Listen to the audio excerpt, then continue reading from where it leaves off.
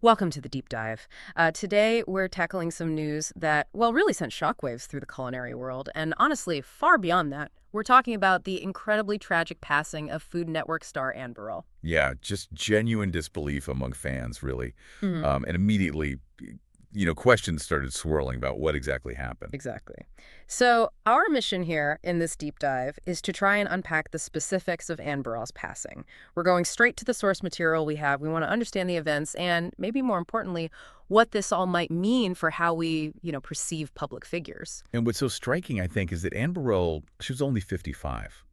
Such a recognizable figure, really cherished by many. People knew her for that unmistakable wild blonde hair, right? Mhm. And her huge presence on shows like Worst Cooks in America Oh, yeah, worst cook. and Iron Chef America. She wasn't just another TV chef.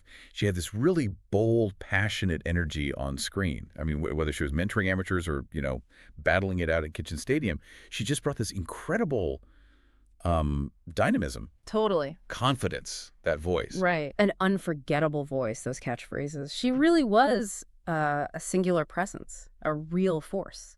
And that's what makes this so incredibly poignant, isn't it? That contrast. You have this vibrant public image, this really dynamic person we saw, and then this sudden, just devastating news. Hmm. It hits harder because, well, the sources say that just weeks before, she was posting on social media, Yeah. Mhm. cooking from her kitchen, laughing, looking happy, inspiring people. Yeah. To her fans, she projected this real joy.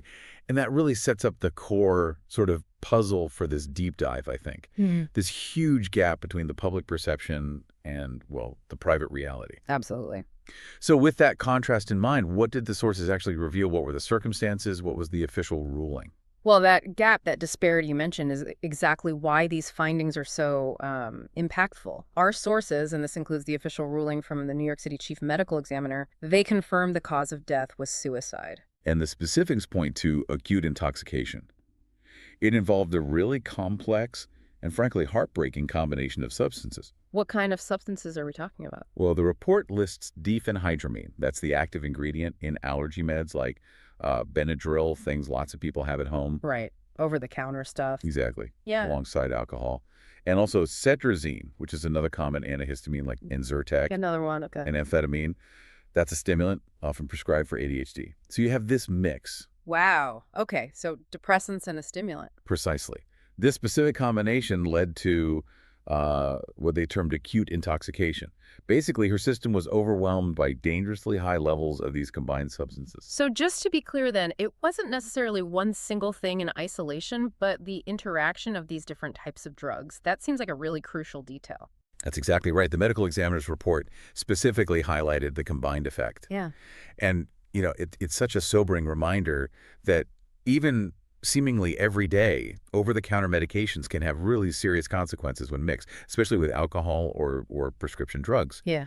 That detail really underscores the gravity of it all, and it frames the larger picture of this tragedy, doesn't it? It really does. And if we connect that back to what you were saying about her public image, Yeah. well, this painful event really brings home that phrase, the sources used it well.